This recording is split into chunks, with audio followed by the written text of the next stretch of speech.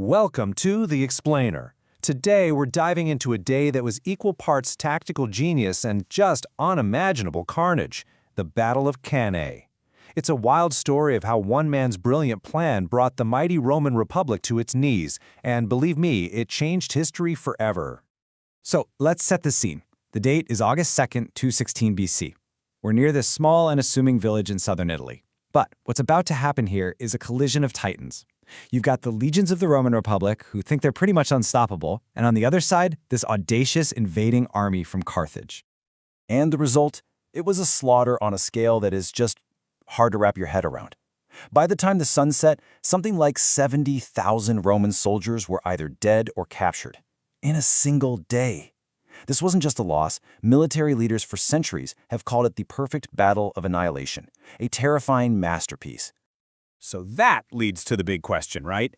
How in the world did this happen? How could the biggest army Rome had ever put together get so completely wiped out by a smaller force deep in their own territory? Well, the answer is all in the mind of one man, the brilliant and totally ruthless Carthaginian commander, Hannibal Barca.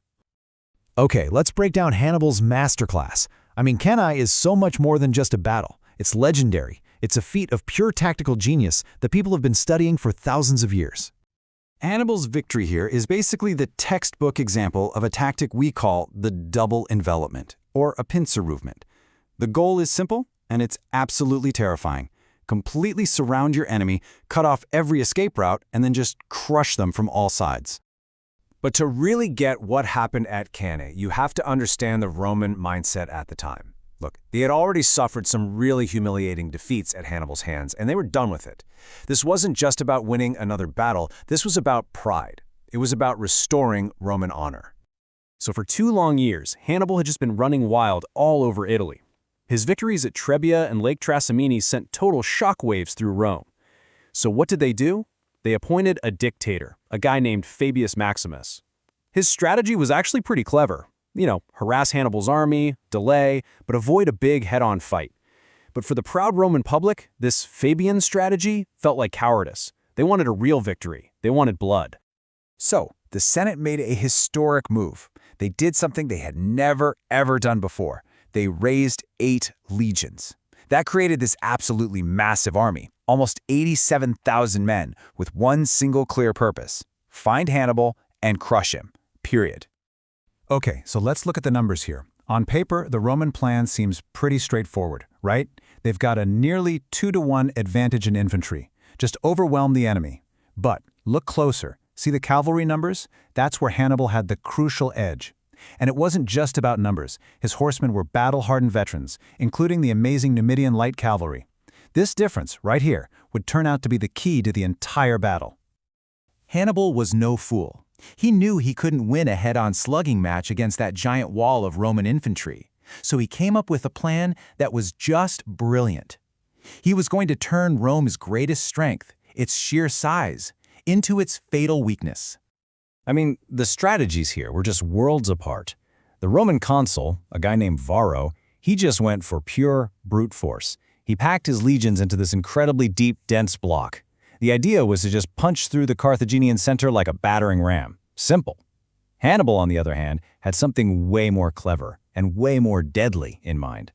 And this little story, this quote, tells you everything you need to know about Hannibal's confidence. Right before the battle, one of his officers, a man named Gisco, starts panicking about how huge the Roman army is, and Hannibal just calmly jokes with him. It just shows you how cool he was under pressure, using humor to keep his own troops calm. Amazing. Okay, so the stage is set. Let's see how these 2 totally different plans actually played out on the battlefield. This is the step-by-step breakdown of how Hannibal's perfect trap was sprung. So as the battle starts, everything seems to be going exactly to Rome's plan. Their giant wave of infantry crashes forward right into Hannibal's center, which he had intentionally made with his less experienced troops. And just like he planned, the Carthaginian line starts to bend, to retreat. The Romans think they're winning easily, they're roaring with confidence. But of course, this was all an illusion. As the Roman infantry pushes forward deeper and deeper, 2 critical things are happening that they don't see. On the sides, Hannibal's awesome cavalry is absolutely crushing the Roman horsemen. And the Romans, so focused on the collapsing center right in front of them, are completely ignoring the elite African infantry that Hannibal had placed on the very ends of his line. They were literally walking right into a trap. And then, at the perfect moment, the trap sprang shut. Hannibal gave the signal. His African troops on the wings turned inwards, smashing into the exposed Roman flanks. At the same time, his victorious cavalry, having finished their job on the wings, swung around and slammed into the Roman rear. Just like that, the largest army Rome had ever fielded was completely surrounded, with absolutely no way out. What happened next wasn't a battle. It was a methodical slaughter. The Romans were packed in so tight they could barely even lift their arms to fight. They had nowhere to run, nowhere to go. The Carthaginians just formed a circle of death around them and began to cut them down. So this was a victory for the ages, a tactical masterpiece that should have been the end of the war. But here's the crazy part. It wasn't. Let's look at the shocking aftermath of Cannae and why this stunning win didn't actually lead to a Carthaginian victory. When the news hit Rome, it caused total, unprecedented panic. The city was basically defenseless. They declared a national day of mourning, because pretty much every single family in Rome had lost a loved one. They got so desperate, they even resorted to the forbidden ritual of human sacrifice. And many of Rome's allies, thinking the Republic was done for, switched sides and joined Hannibal. And yet, this is where the story takes an unbelievable turn. Any other ancient power would have collapsed. They would have surrendered. But Rome? Instead of breaking, their response was one of just incredible, almost insane resolve. The Senate refused to even listen to Hannibal's peace terms. They actually forbade public mourning, raised new legions from every part of society, and just prepared to fight on. And this brings us to one of the greatest what-ifs in all of history. Hannibal's cavalry commander, Hannibal, literally begged him to march on the now defenseless city of Rome right after the battle. But Hannibal said no. He didn't think his army was ready for a long siege. Hannibal's frustrated reply has been echoing through history ever since. Which leaves us with this fascinating final thought. The Battle of Cannae was Rome's darkest hour, a disaster that should have shattered the Republic. But instead, it forged this collective will of iron, a resolve that would fuel the war for another 14 years and, eventually, lead them to ultimate victory.